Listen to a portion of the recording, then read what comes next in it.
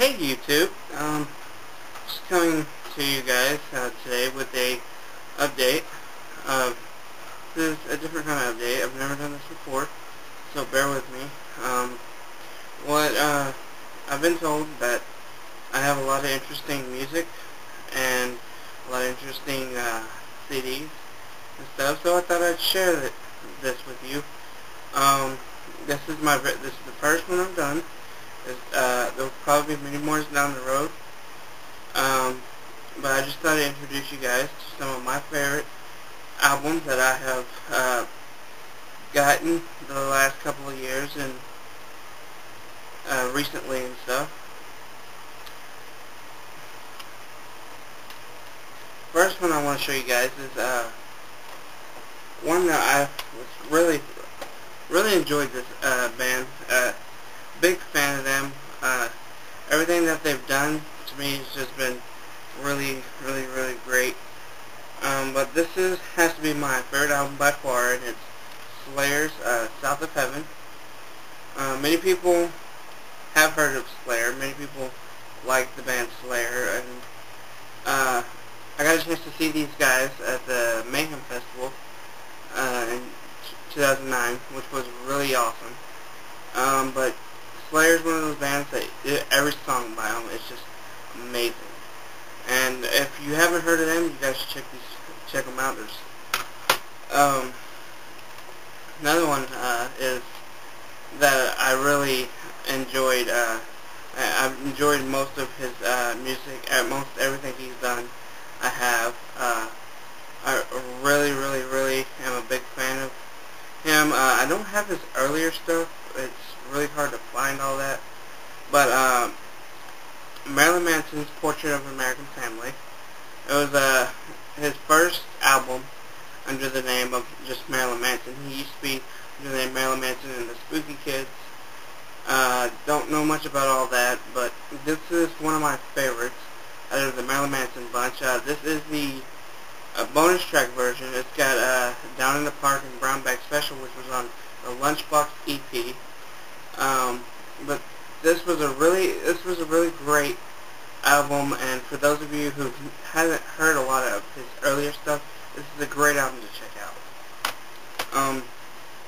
Another album, or should I say band, another band that I just I really like all their stuff that they've done so far. They haven't really changed their style. They're still about the same way. I think they have hit mainstream, but they still carry that dark sound like that no other bands really carry that much, and that's Cradle of Filth, Bittersweet to Succubi. I can't pronounce that last part, but this has to be one of my favorite Cradle of Filth albums.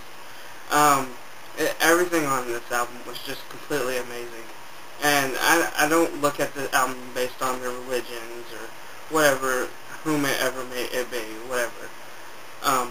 But this was a really great album. For those of you guys who don't know who Cradle of Filth are, they are a really great band that just sing a lot of dark. They sing about a lot of dark stuff, you know, about dying and being buried and alive and, you know, other shit like that. It's hard to explain. But this is a great album you guys should check out.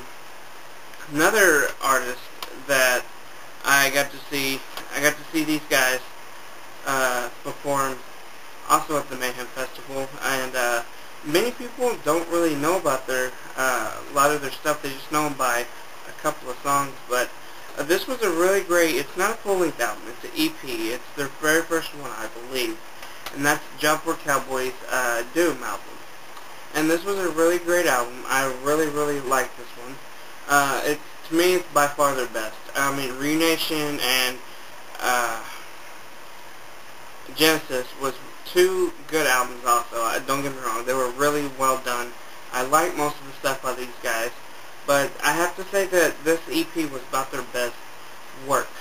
And many people know the song off of it, Two-Minute Machine. That is a really great song, don't get me wrong. But this is a great album, and for you guys who don't know who Job Corps Cowboy are, you should check them out. And you'll probably be pleased by most of the stuff that they do. And they're just a really great band to march to.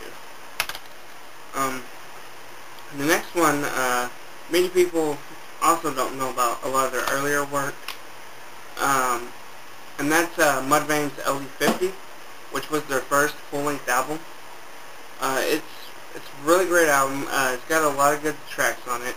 The two best to me are Dig and Death Balloons, which are the singles off this album, if I'm right. Uh, this has to be one of their best because it has their original basis, including the End of All Things to Come and the Beginning of All Things to End. Both of those albums were featured with him too. After that, they were good, but it just didn't have the same unique sound that Mudvayne used to have. But this is a really great album. Many people don't know who they are by this cover, but you guys should check them out. This is Mudvayne's LD50, and it's a really great album. The next one has a lead singer that's not a man. Many people have been fooled before by it, but it's Otep's album, Sevish Traw. I believe that's how you say it. This was a really great album. It features tracks from their first EP, Jihad. And this was, to me, this was a really great album by them. To me, it was better than their second album, House of Secrets, I believe that's what it was. But this was a really great album.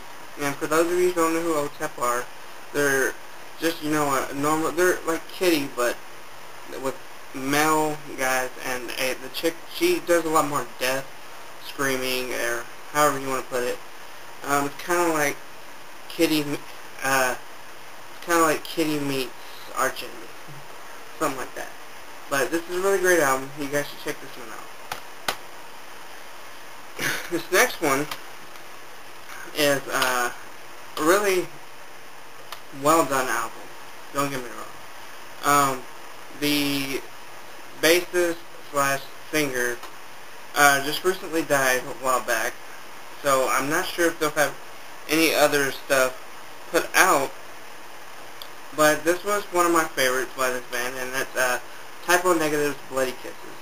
And many people don't know about this band, and I don't know why, but they're a really great band, and almost everything that they've done I have really enjoyed, but I have to say that this is my favorite album by them. It just, everything on this album really made a lot of sense to me, and this is just one of those ones that I could play anytime and it never gets old. And for those of you who don't know who Typo Negative are, you guys should check them out because they're a pretty great band. The next one is one of their earlier works before they got their frontman that they got now, and it's Killswitch's Engage, Alive or Just Breathing, and it's a really great album. It's by far, to me, their best album. Their newer stuff is great too with their new frontman Howard Jones, but this